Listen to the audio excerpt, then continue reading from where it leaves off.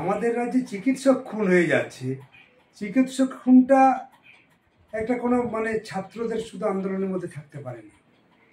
ছাত্রদের আন্দোলন তাদের নির্দিষ্ট দাবি দেওয়ার মধ্যে নিশ্চয়ই থাকবে, কিন্তু আমাদের দেশের ভবিষ্যৎ সম্পদ যখন তৈরি হচ্ছে, সেই সম্পদের উপরে আক্রমণ হচ্ছে, সম্পদ খুন হয়ে যাচ্ছে সরকারের উদাসীনতার জন্যে, সরকারের পুলিশ প্রশাসনের ব্যর্থতার জন্যে।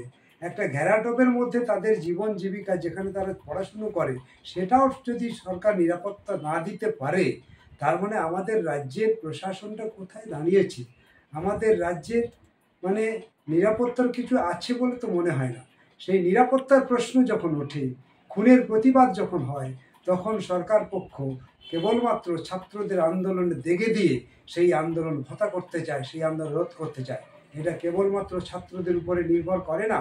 একটা খুন, দেশের সম্পদ নষ্ট হয়ে গেল, ফুলের মতন জীবন ঝরে পড়লো, সেই জায়গায় দাঁড়িয়ে আমাদের মতন বামপন্থীরা, সিপিএম, বামফ্রন্ট কখনো থেমে থাকতে পারে না।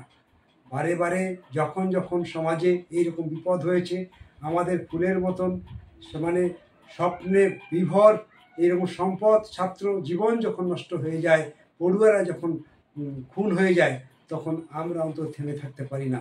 সুতরাং আজকের হসপিটাল চত্বরে আরজি করে ওখানে প্রতিবাদ হচ্ছে, গোটা রাজ্যে তার প্রতিবাদ হওয়া দরকার। সব অংশের মানুষের প্রতিবাদে গর্জে ওঠা দরকার।